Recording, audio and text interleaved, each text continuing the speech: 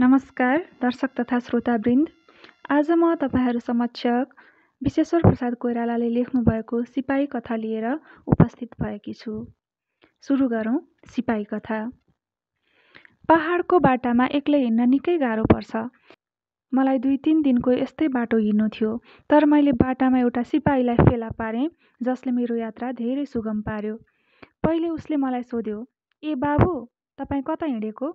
परिचितले बोलाए झै पछिबाट हकार्यो। मैले फर्केर हेरेँ। एउटा सिपाही फौजी पोसाक लाएको आफ्नो सानो डेग छिटो छिटो अगाडि बढाउँदै मनेर आइरहेको थियो। फौजी सिपाहीका नृशंसताका सम्बन्धमा मैले धेरै सुनिराखेको थिएँ। त्यसो हुनाले सिपाहीसँग साथ छुटाउन सानो उत्तर इलाम दिएर म अगाडि बढेँ। तर तबसम्म त्यो मनेर आइपुगेको थियो। ओहो, हाँस्दा सुनको पाताले बाँधेको अगाडिको दाँत प्रकाशमा टल्क्यो। म पनि उतै जान लागेको छु। आज दिनभरि त साथै हुने भयो, हगि दाइ? बडो लापरवाहीसँग त्यसले भन्यो। कालो कोट, फौजी टोपी, खाकी प्यान्ट। त्यसको कालो कोटको जेबबाट एउटा सस्तो फाउन्टेन पेनको क्लिप पनि टल्किरहेको थियो। क्विन एन घडी पनि त्यसको नाडीमा बाँधिएको थियो, जो उसले हात उठाउँदा बोल्दाखेरि बिच्च-बिच्चमा हात उठाउने उसको बानी थियो देखिन्थ्यो। एउटा ठुलो रातो रुमाल आफ्नो घाँटीमा त्यसले बेरिराखेको थियो। "म त सिपाही हुँ, तर तपाईँ, ईश्वरले झुटो नबोलाए तपाईँ विद्यार्थी हुनुहुन्छ, होइन के?" मैले हाँसेर स्वीकार गरेँ। "कुरा यो हो कि को कस्तो हो, के काम गर्छ, म उसको पहिरनबाट, उसको कुराबाट भन्न सक्छु। तपाईँको रगत खाने आजसम्म मैले धोका खाएको छैन, कमसेकम यस विषयमा। म पढ्न लेख्न जान्दिनँ। आफ्नो दस्तखत महिनावारी लिने बखतमा गर्न सक्छु र रामायणसम्म बाँच्छु। मैले यति पढ्न पनि ब्यारेकमै सिकेको, तर पढ्नमा नै लागेको भए तपाईँ जस्तो दुब्लो पातलो पहेँलो हुने थिएँ।" त्यसको कुरामा अब मैले आनन्द पाउन थालेँ। त्यो बाटामा सबैसित परिचित जस्तै कुरा गर्थ्यो। "कता हिँडेको?" मान्छेहरू त्यसको फौजी आकृतिका डरले केही भन्न सक्दैनथे। कुनै छिप्पिएकी उमेरकी स्वास्नी मानिस भेटिएमा त्यो उसलाई सासूको उपाधि दिन्थ्यो र ती सासूका छोरीहरूको स्वास्थ्यका विषयमा सोध्थ्यो। "तपाईँकी सानी छोरी कस्ती छ, भन्नुहोस् न, मेरी मन परेकी सासू?" त्यो मेरो विषयमा जान्ने इच्छा राख्दैनथ्यो। आफ्नो कुरा भन्नलाई नै फुर्सद पाउँदैनथ्यो। मेरो विषयमा के खोजी नीति गरोस्? म कोइटा छाउनीमा छु।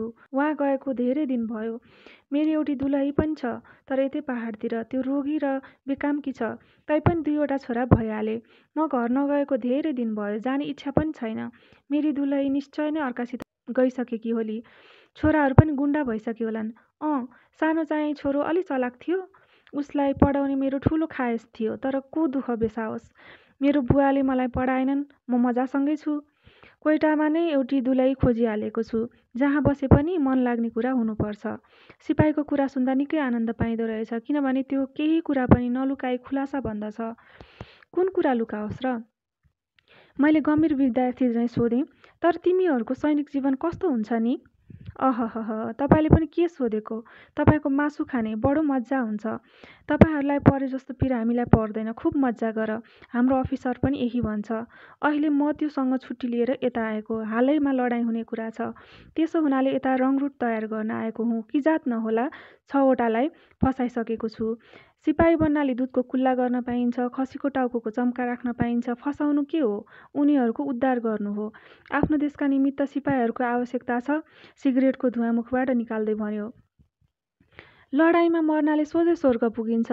त्यसबेला त्यसको मुख गीता पाठ गर्ने मानिसको जस्तो गम्भीर भयो। त्यसको चाखलाग्दो कुराले बाटो सजिलैसँग काटिरहेको थियो। त्यही समयमा घाँस काटेर फर्कन लागेका केटीहरू सामुन्नेतिरबाट आइरहेका थिए। आँखा झिम्क्याउँदै उसले भन्यो, "पख्नुहोस् है, म अब यिनीहरूलाई जिस्काउँछु।" अगाडि बढेर पहिले त त्यसले उनीहरूलाई सलाम गर्यो, पछि कुन्नी के भन्यो। त्यसको कुरा सुनेर अरू सबै धत भनेर आफ्नो बाटो लागे। तर एउटीले घाँसको भारी भुइँमा फ्याँकी र कम्मरमा हात लाएर आफ्नो सारा शरीर हल्लाउँदै दाँत देखाई देखाई त्यसलाई गाली गर्न थाली। मेरो साथी सिपाही लाग्यो पेट मिची हाँस्न र मतिर फर्केर भन्यो, "बडो मापाकी रहेछ। सधैँ आफ्नो लोग्नेलाई यसै गरेर गाली गर्दिहो। म जे क्रिया खान पनि सक्छु।" हामीहरू अगाडि बढिरहेका थियौँ। यी केटीहरूलाई बुझ्न साह्रै गाह्रो हुन्छ। म पनि एकचोटि एउटीको फन्दामा परिसकेको थिएँ। त्यसले लामो सास तान्दै भन्यो। त्यस बखतमा त्यो पत्थरको मूर्ति झैँ कठोर देखा पर्यो। त्यसका गोडा मसिन चाहिँ स्वत अगाडि बढिरहेका थिए। ठिक्क हामीहरूका सामुन्ने पहेँलो सूर्य पहाडको अर्कापट्टि ओर्लिरहेका थिए। मैले बडो उत्सुकताका साथ सोधेँ, त के भयो? म भन्दै थिएँ, म पनि एउटी केटीलाई प्रेम गर्थेँ। कसरी म त्यसको प्रेममा परेँ मलाई थाहा छैन। त्यससँग कति दिन मैले हाँसी खेली बिताएँ। एक दिन आइतबार मैले आफूलाई त्योसँग प्रेम गर्न थालेको पाएँ। त्यस दिन मलाई बिदा थियो। साँझ पर्नासाथ म दौडी दौडी त्यस कहाँ गएँ। त्यसको सास बेगसित चल्न थाल्यो। त्यस दिन त्यसले निलो गाउन लाएकी थिई। पोडे त्यस दिन त्यो निकै राम्री भएकी थिई। ठिक त्यही समयमा हामीहरूलाई उकालो लाग्नु थियो। पर्खनुहोस्, 2वटा उखुको लाक्रा किनेर लिएर आउँछु। उकालो लाग्दा उखु टेकी हिँड्न सजिलो हुन्छ र माथि पुगेपछि त्यसलाई चुस्दा थकाइ पनि मेटिन्छ। मन परेन के यो कुरा? यति भनेर त्यो गयो र एकछिनमा 2वटा उखु किनिकन लिएर आयो। एउटा उखु मलाई दिएर त्यसले फेरि भन्न थाल्यो, तर त्यस केटीले मलाई खुब छकाई। त्यो कप्तानसँग पो गई। त्यसको राम्रो लुगाले त्यसलाई लोभ्याए। तर तपाईँलाई विश्वास दिलाउँछु, त्यो त्यस बुढो कप्तानसँग पनि बस्न सक्दिन। यसै गरी उडिरहन त्यसलाई आनन्द आउँछ। त्यस राम्री केटीलाई हावाको सानो लहरले त्यसको अन्तिम वाक्यलाई बगाएर लिएर गयो। म आफ्नो मनमा त्यसको तर्कना गरिरहेको थिएँ। त्यसो हुनाले मैले केही बोलिनँ। मलाई चुप लागेको देखेर त्यसले मुसुक्क हाँसेर भन्यो, म 1 बोतल रक्सीको बाजी लगाउँछु। तपाईँ अहिले आफ्नी स्त्रीलाई सम्झिरहनु भइरहेको छ, होइन त यो कुरा? हेर है, झुट नबोल्नुस् किरिया। मैले पनि उत्तर दिइनँ। केही बेरपछि मैले सोधेँ, भन त सिपाही दाई, तिमीहरू लडाइँमा कसरी जान्छौ? बम, गोली, मृत्यु, म त कल्पना पनि गर्न सक्दिनँ त्यस भीषणताको। तिरस्कारपूर्ण हाँसो हाँसेर उसले मेरो काँधमा धाप मारेर उत्तर दियो, तपाईँ जस्तो कलिलो मान्छेका निमित्त यो ठाउँ होइन। मलाई त लडाइँमा मजा आउँछ, तपाईँको रगत खाने। यस्तै कुरा गर्दा गर्दै हामी बास बस्ने ठाउँमा पुग्यौँ। दिन त 2 घण्टा अझै बाँकी थियो, तर पश्चिमको पहाडले सूर्यलाई ढाकिदिएको हुनाले पानी कलकल धुनीसँगै अन्धकार पनि छिटै तलतिर झरिरहेको थियो। मैले भने, अब त म अगाडि हिँड्न सक्दिनँ। राति बस्ने ठाउँ खोज्न पर्यो। ठाउँका निमित्त केही धन्दा नमान्नुहोस्। म यहाँको ढुङ्गादेखि परिचित छु। मेरा पुर्खाहरू यहीँ बस्थे। हिँड्नुहोस्, म तपाईँलाई एउटा पसलमा लिएर जान्छु। त्यस पसलकी बुढियालाई चिन्छु। कुनै समय थियो जब त्यस बुढियालाई घेरेर कति मान्छे बस्थे। मेरा बाबु पनि तिनीहरूमध्ये एउटा थिए। त्यसको खुब बिक्री हुन्थ्यो। तर अब त्यो बुढियालाई कोही पनि फुटेको आँखाले हेर्दैनन्। तपाईँको मासु खाने। त्यसकी एउटी छोरी नभएकी भए म पनि अहिले त्यहाँ जाने थिइनँ। कुरा गर्दा गर्दै हामीहरू त्यो पसलनेर आइपुग्यौँ। घर काठको थियो। पुरानो पानीले कुहिसकेको, सामुन्नेको भाग खसिसकेको थियो। त्यसो हुनाले मानिसलाई भित्र पस्दा निहुरिकन जानु पर्थ्यो।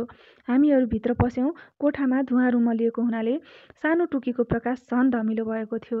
त्यसमा पनि मेरा आँखा निन्द्राले लट्ठ भएका हुनाले मलाई अहिले त्यहाँको दृश्य सपना जस्तो लाग्दछ। भित्र 2वटा पहाडी मानिस चिया र पुरानो बासी रोटी खाइरहेका थिए। कराएर कुरा गर्दा कहिलेकाहीँ आफ्नो हात टेबुलमा ठोक्थे। कुनामा मैले देखेँ आगो बलिरहेको थियो, जसमा एउटा चियाको केतली बसाइएको थियो। यही धुवाँको कारण थियो। छेउमा एउटा विचित्रको सेफको ढाँचाको आलमारी थियो। त्यसमा लगाइएको काँच फुटिसकेको थियो। त्यसो हुनाले त्यसभित्र रहेको लिली बिस्कुटको पुरानो डिब्बा, अरेन्ज पिकोको खाली डब्बा र 2-3वटा गिलास देखा पर्थे। एउटी मोटी बुढिया आफ्नो कुहिनो टेबुलमा टेकाएर ती 2जना पहाडीको कुरा ध्यानपूर्वक सुनिरहेकी थिए। कहिले कहिले खित्का छोडेर हाँस्थी र बीचबीचमा केही बोलिहाल्थे। त्यो कोठामा प्रवेश गर्दा सिपाही अगाडि र म पछाडि थियौँ। सिपाहीलाई देख्ने बित्तिकै त्यो बुढिया उभिएर तलदेखि माथिसम्म हेरेर भने, अच्छे, कताबाट बाटो बिर्सेर होइन? तिम्री छोरी खोइन? आफ्नो 2 हात हल्लाउँदै त्यो कोठाको स्वामी चाहिँ यताउति टहल्न थाल्यो। छोरी त बाहिर गएकी छ। अब आइपुग्ने बेला भयो। तपाईँले त हामीहरूलाई चटक्कै बिर्सिनु भएछ। त्यही समयमा एउटी अलिक मोटी युवती कोठाभित्र पसेर उपेक्षा गर्दै भने, बिर्सन देऊ, किन हामीलाई कसैले सम्झोस्? त्यो स्त्रीले मैलो छिटको धोती लाएकी थिए। त्यो अन्धकारमा पनि त्यसको गालाको दाग कालो कालो देखा पर्थ्यो। कम्मरमा धोतीभन्दा माथि एउटा मैलो लुगाको टुक्रो बाँधेकी थिए। त्यो विशेष राम्री त थिइन, तर उसमा यौवनको स्वाभाविक आकर्षण अवश्य थियो। त्यसलाई देख्नासाथ सिपाही कुदेर त्यसनेर गयो। तिमी पत्याउने छैनौ, तर तिमीले नै मलाई यहाँसम्म तानेर ल्याएकी। कसले तिमीलाई बिर्सन सक्छ? मैले त्यहाँ आउनसाथ तिम्री आमासँग तिम्रो विषयमा सोधेँ। उतनेखेरै तिमी पनि आइहाल्यौ। भन, के हालौँ?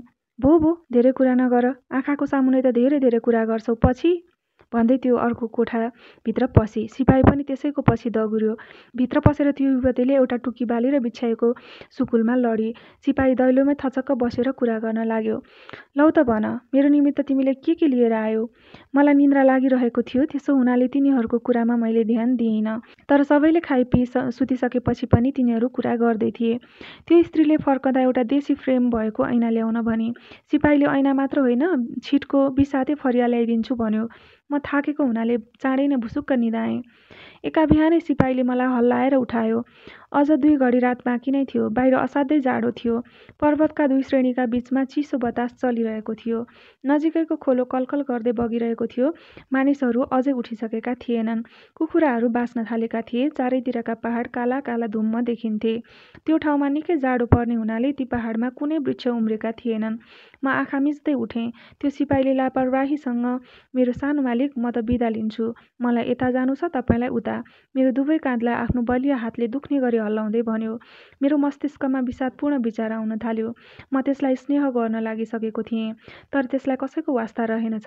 लमक लमक गर्दै त्यो आफ्नो बाटो लाग्यो। म उभिएर हेरिरहेँ। मैले लडाईँमा मारिएका सिपाहीहरूको पत्थरको स्मारक धेरै देखेको छु, तर हाडछाला भएको सिपाहीसँग भेट्ने मौका एकचोटि मात्र पाएँ। यही नै रहेको छ सिपाही कथाको मूल कथावस्तु, मूल कथानक। यो सिपाही कथा चाहिँ विश्वेश्वर प्रसाद कोइरालाको दोषी चस्मा भन्ने कथा सङ्ग्रहबाट साभार गरिएको हो। कथा सुनिदिनु भएको र भिडियो हेरिदिनु भएकोमा तपाईँहरूलाई धेरै धेरै धन्यवाद।